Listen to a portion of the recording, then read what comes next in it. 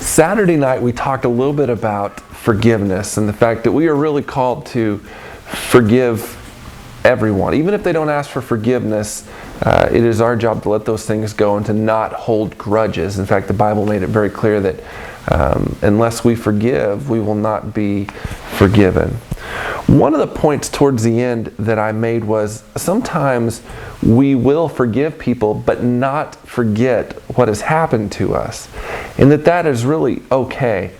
And I wanted to spend just a couple minutes talking about that a little more because it's kind of a unique concept, I think, and it can be misconstrued.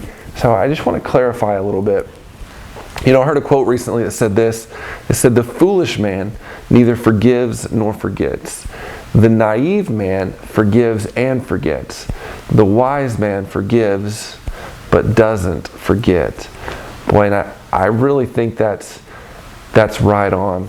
I want to read you a little bit out of 1 Samuel. And for those of us who grew up in the church, you know, we've probably heard the story of David and Saul.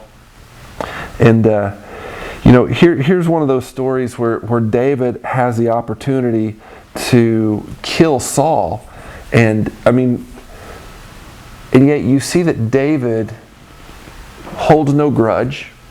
In fact, he says, right here, he's talking to one of his men. He says, "Don't destroy him. Who can lay a hand on the Lord's anointed and be guiltless? As surely as the Lord lives," he said, "the Lord himself will strike him. Either his time will come, or he will die, or he will go into battle and perish. But the Lord forbid that I should lay a hand on the Lord's anointed. Now get the spear and the water jug that are near his head, and let's go." So here we have an opportunity for David to get back at Saul, to take his life. And Saul was a warrior. This was not a big deal for Saul to do something like this. But he doesn't do it. In other words, I believe that he had forgiven him. He wasn't holding grudges against him. I mean, that wasn't a problem. But he was also smart enough not to wake him up. He knew that Saul could not be trusted. Well, a lot of times in our relationships, there will be times whenever we have forgiven people and we really have let it go. There's no grudges there. We want them to succeed. We're not secretly wanting them to fail. Everything is just like it should be. But we may never really trust them again. Or if we do, it will take a long time. And team, that is perfectly okay. Let me give you a couple of quick announcements. The biggest one you need to know is a week from tomorrow at the park, at Settlers Park, which is on the corner of Ustick and Meridian. We're having free hot dogs and music. We're starting around 5 o'clock. Bring the kids. They can play in the park. We'll feed everybody.